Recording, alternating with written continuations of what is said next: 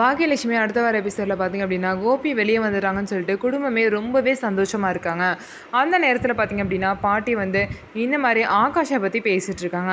ஆகாஷை பேசான இனியாவுக்கு கல்யாணம் பண்ணி வச்சுருவான்னு சொல்லிட்டு பாட்டி கேட்குறாங்க. இல்லை அதெல்லாம் சரி வராது, இனியாவுக்கு அந்த மாதிரிலாம் என்ன இல்லைன்னு நினைக்கிறேன். அது மட்டும் இல்லாமல் ஆகாஷ் வந்து ஒரு ஃப்ரெண்டாக தான் பழகிட்டு இருக்கான் அப்படின்னு சொல்லிட்டு பாக்கியா வந்து சொல்கிறாங்க. அதுக்குன்னு இனியாவை இப்படியே விட்டுற முடியுமான்னு சொல்லிட்டு பாட்டி கேட்குறாங்க. இனியா வந்து அவள் பாட்டுக்கு வேலைக்கு போட்டோம், அவளுக்கு எப்போ கல்யாணம் ஆசை வருதோ அவளுக்கு எப்போ தோணுதோ அப்போதைக்கு அதை பற்றி பேசிக்கலாம்னு சொல்லிட்டு பாக்கியா சொல்கிறாங்க. அந்த நேரம் பார்த்தீங்கன்னா அங்கே செல்வியும் ஆகாஷும் வராங்க.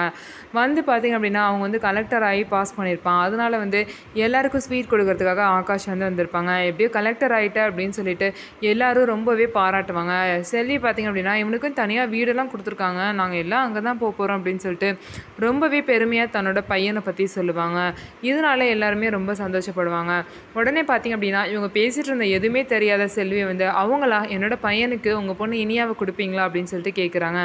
இதனால் பார்த்திங்க அப்படின்னா இவங்க நினச்ச மாதிரியே அவங்களும் கேட்குறான்னு சொல்லிட்டு எல்லாமே பார்த்திங்க அப்படின்னா ஒத்துப்பாங்க. அதுக்கப்புறம் எல்லாரும் பேசி பார்த்திங்க அப்படின்னா இனியாவுக்கும் ஆகாஷும் கல்யாணம் பண்ணி வச்சுறாங்க. இந்த மாதிரி தான் சந்தோஷமாக இந்த நாடகம் முடிய போகுது.